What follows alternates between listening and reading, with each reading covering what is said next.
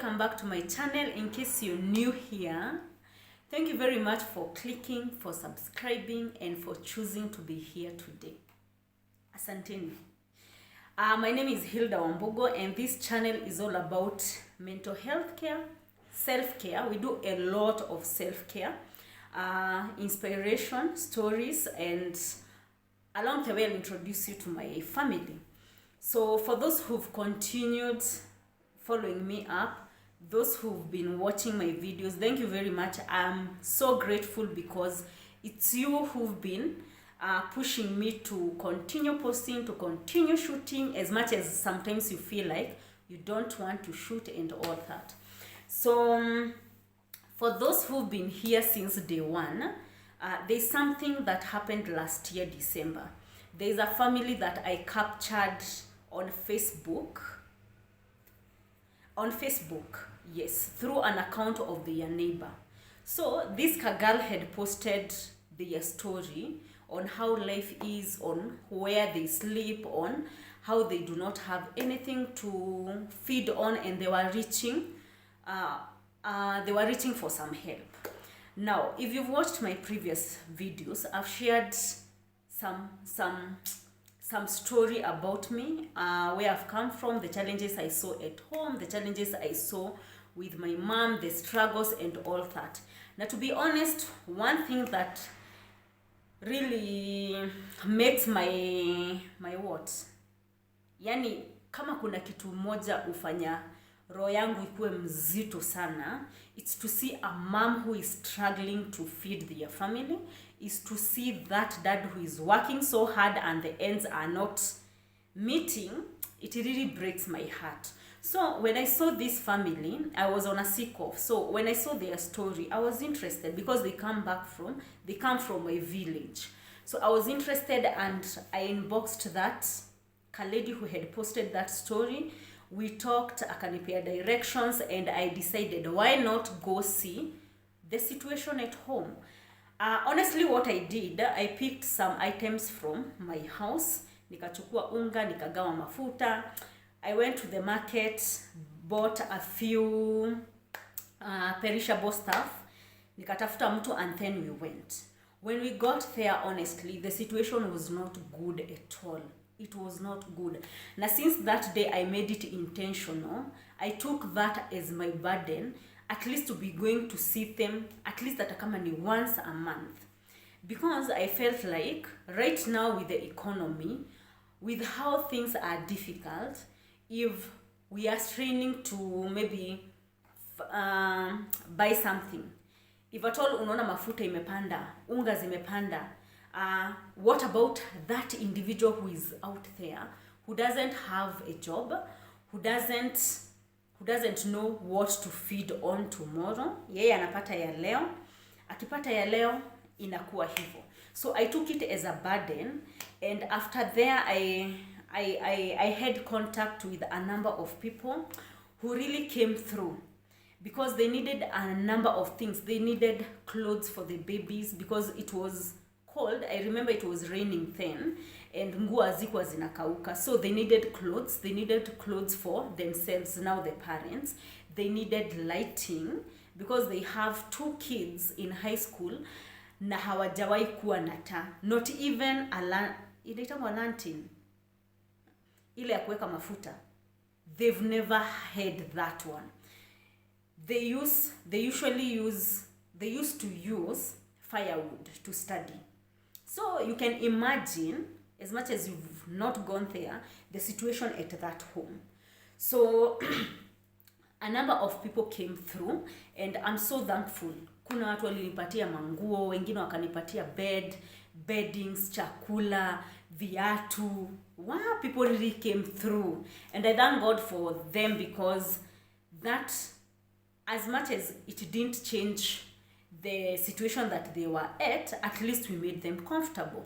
So I, with a group of friends, we went back there again after a week. We took clothes, we took bed, we took beddings. You can watch that video because I posted it with their permission, to see how things were. And at least since that time, at least I've been finding time to go hata kama ni once to see them, hata kama nitaenda tu with a bucket of potatoes, maybe unga. I made it intentional, ile tu unaenda, you put a smile on their faces.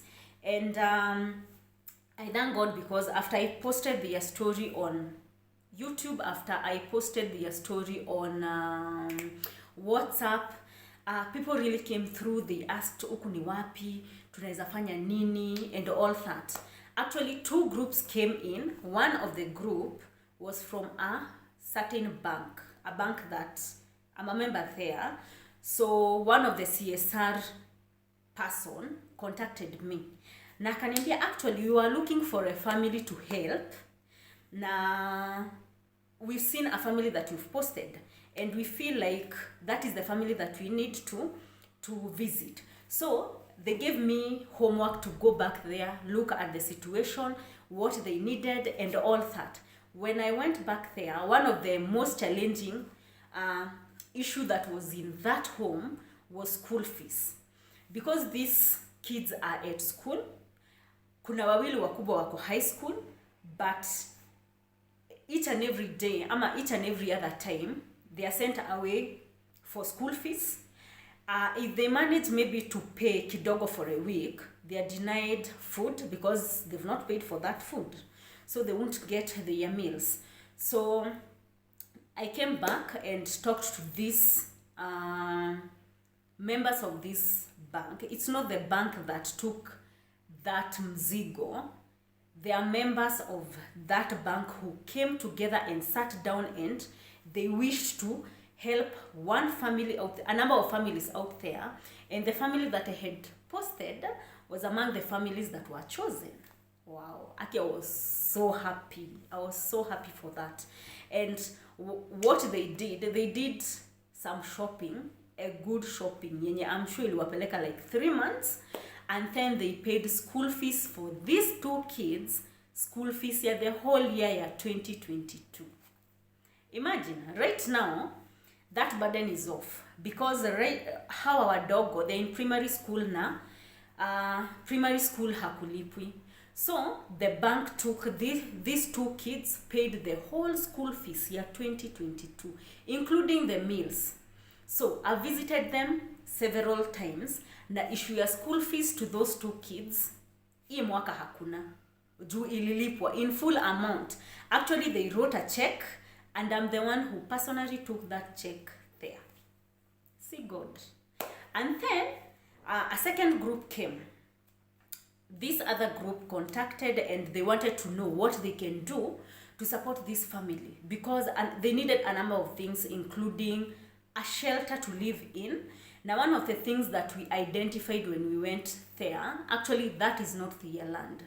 They had moved from another town to here due to violence that was happening at that particular time. They've been here for around 5 years, hosted by someone, may God bless him, hosted by someone mwenye amewapatia mahali pa kukaa.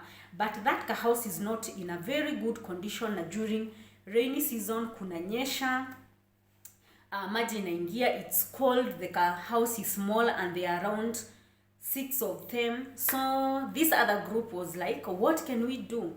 What can we do to at least change where they are living and to make things better?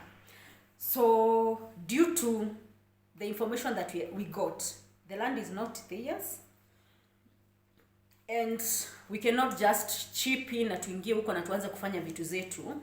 So what we did was to give them an assignment to talk to the owner of this land to see whether he can allow any volunteer ama any well-wisher to build atakama ni a semi-permanent home.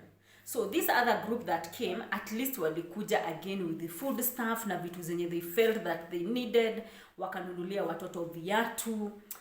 Wow, Aki, I was so happy about that, and thank you very much for anyone else who contacted. There's another group still who contacted. They wanted to go there, they wanted to buy food, they wanted to buy other stuffs. And what I did, I told them we have already taken enough food there. What we can do, maybe the amount that you wanted to offer to this family, the amount that you wanted to use to help this family, you can give it in cash. So kuna watu waligather wakawapatia pesa na wakaenda huko.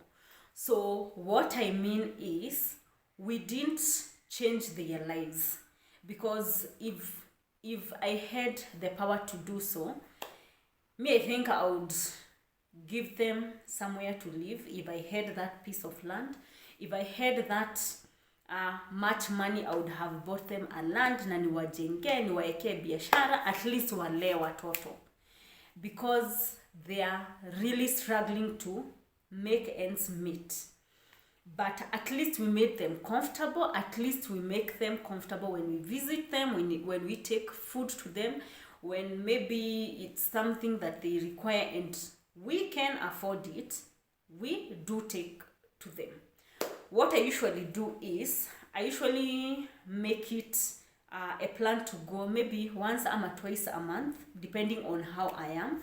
And then if there is anyone who is offering anything, I accompany it. If there is anyone who wants to accompany me nikienda huko, we go with them. At least tunashinda na wao. At least wanna feel poor. You can imagine, today you don't have a meal, you don't know how even the day will end, and then all of a sudden unapata mgeni.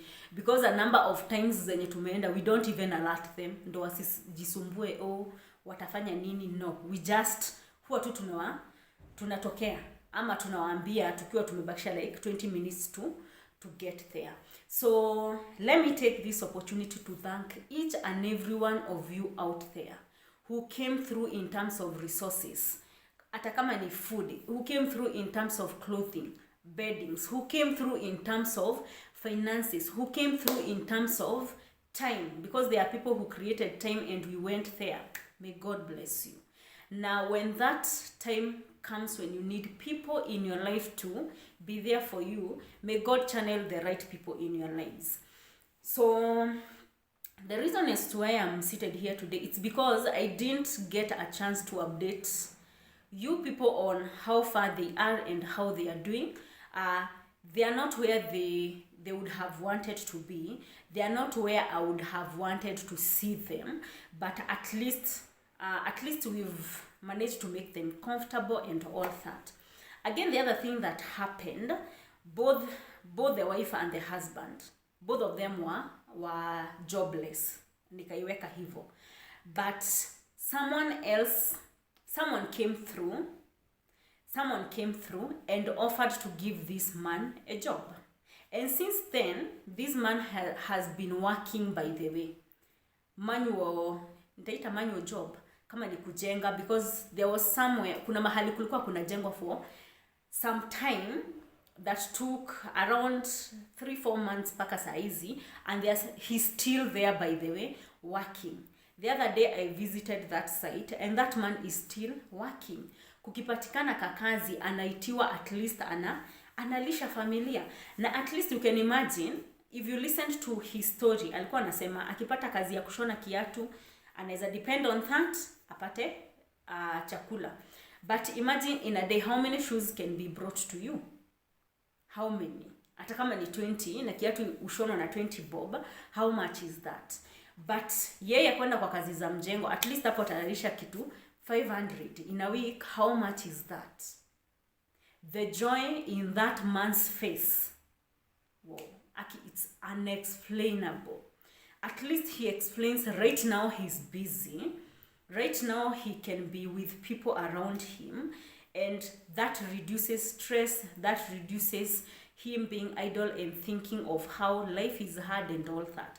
Na as much as he's out there akifanya kazi kama hiyo, at least anaweza kwenda nyumbani na kitu. Wow. I was so happy, and I hope something permanent will come through for this man together with the wife. So far, that is where we are. At least watoto walipiwa shule the whole year. At least I make it a point to go every month. And then the husband got a job. Easy to manual jobs. Kukipatikana kazi, that person makes sure week haijaisha kama hajampatia kazi, hata kama ni a whole week ama 4 days in a week like that. So yes, thank you very much guys for that. So we are approaching Easter. Na today I thought life imekuwa ngumu, siwadanganyi. The last time I went for shopping, by the kuna time nilikuwa nimefanya shopping that took a number of weeks before nirudi for shopping. I think a month and a half. Na hii time yenye kulikuwa na story mafuta imepanda na water view, I almost had nothing. Unaona venye shopping uisha, unga imeisha, mafuta imeisha hivyo. So I wanted to do shopping in bulk mara moja tu. And when I went shopping, where? May God have mercy on us. Me, honestly, I don't know how people are surviving out there. I don't know how we will survive, but life has become so expensive. Right now, there are 1,000 bob that maybe you could have used in a week. Right now, 1,000 bob ni vitu unaweza beba hivi na mikono. So I'm like, you know, sometimes nakanga chini na shindo aji. Mtu mwenye anazururanga hivi maybe akizururisha maybe anilkata to sweetie. Before afikishe hiyo pesa ya kununua unga, amepitia hustle inatoshana aje. Okay, it's for example a family like that, before they get that one packet of unga, wamestrain aje. So I thought Easter is here, and one of the things I would want to do is put a smile on an individual. And I thought, with the little that I have, what I will do, I'll go shopping, buy a few items, and make their Easter. Atakama at least kuna watoto kama 6 huko. Una imagine tu Easter wanasikia watu walienda kutembea, kuna mahali kuna pikwa chapati, and they cannot afford that.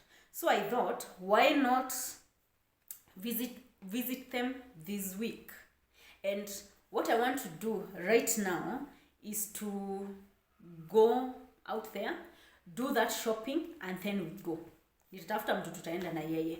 So there's this guy, a friend of mine, who had texted me earlier on what I'm doing and all that. Na nikamwambia okay, time yenye naendanga na what I usually do. So he was like, the next time you go, I owe you 5 bundles of flour. And today I contacted him first thing in the morning when that came through my mind, and he was like, how much is unga? M-Pesa, tantan akanitumia pesa. So thank you very much, and may God bless you.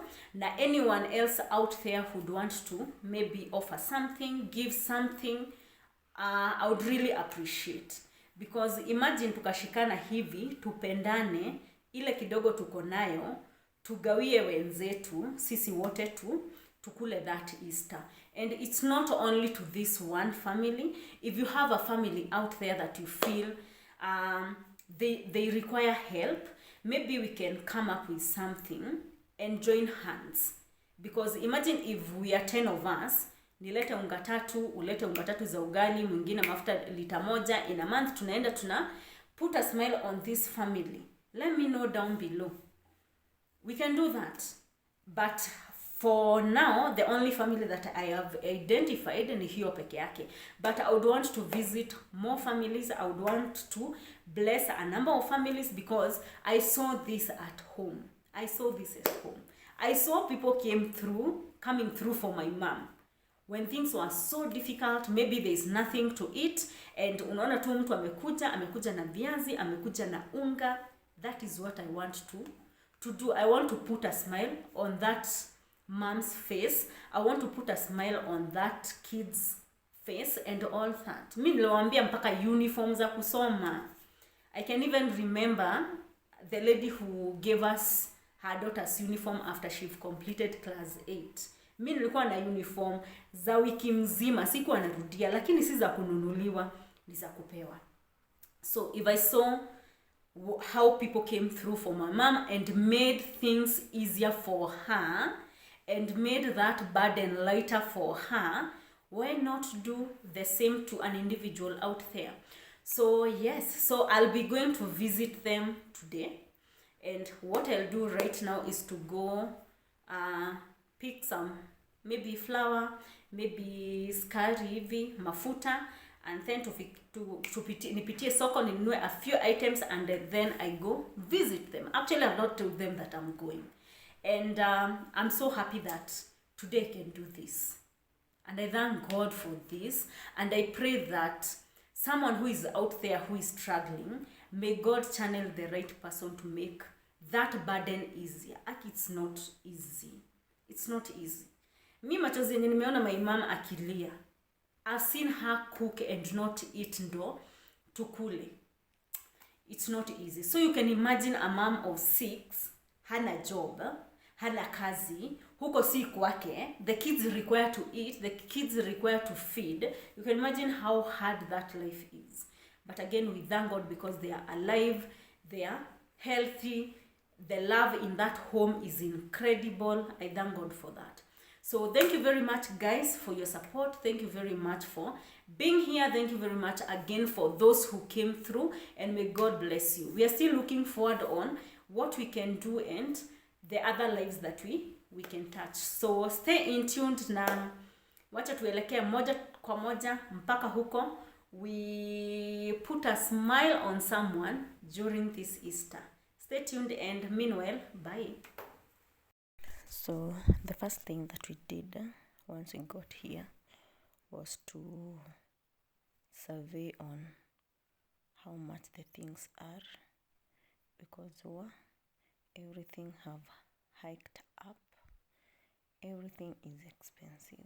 So I wanted to work with my budget, and because we said right now we cannot be able to do everything as they wish, but at least we can be able to make them comfortable. Na kama ni at this particular time whereby kuna sikukuu, at least they can have something to celebrate too. So yeah, so we checked on the prices, we checked on what we really needed to go with, and that is exactly what we did. So we picked what we wanted. We picked some flour, we picked some sanitary towels because they are needed, and some sugar, some cooking oil, and yes, at least ukiwa na a few of those, ukiwa na unga, ukiwa na mafuta, ukiwa na nini nyingine, ukiwa na some perishable food, at least you can be able to prepare something for the kids. At least wasikie hata sisi tulikula kasikuku. So yeah, so those are the items that we bought, and we were done with that. We paid, and then we were good to go.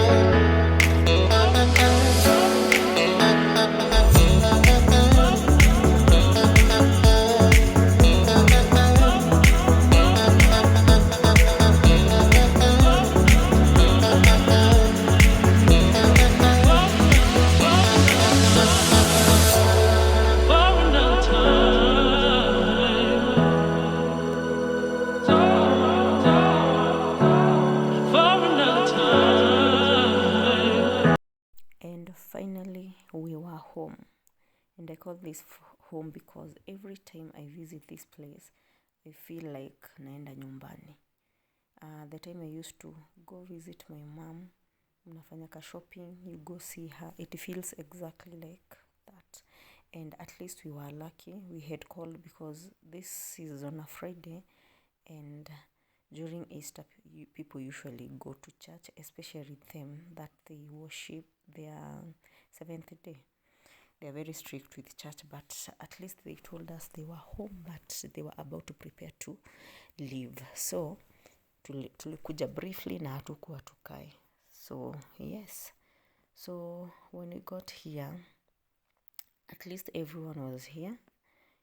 At least you can see the kids, everyone was here apart from their dad who was in town, because it's him that we called. So but at least their mom was here. But what, as much as the head of this family isn't here, tukipata their mom, we usually know that we are sorted. So guys, you can see the situation is still the same. They're much better because they are here, and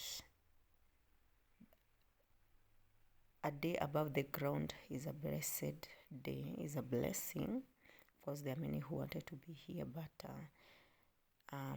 there are two people who are sick here, and they do not have an NHIF card. They do not have their birth certificates because they got burnt in the other house that they were living in. And what we were doing here is to find some documents that maybe we can use to help them get their birth certificates, ndo tuweze kuapply for NHIF card. And we hope what we got will help us. So after we did that, we called someone at NHIF, and he was like, just pick them some pictures, bring the documents that they have, because what they've gone through to try getting the birth certificates for these kids, it's a sad story. And that shows you Kenya, if you're not connected, if you don't have money, hauna mwenyewe. So let's hope that we'll get some help for them. So after that, we got what we came with, and then that was it.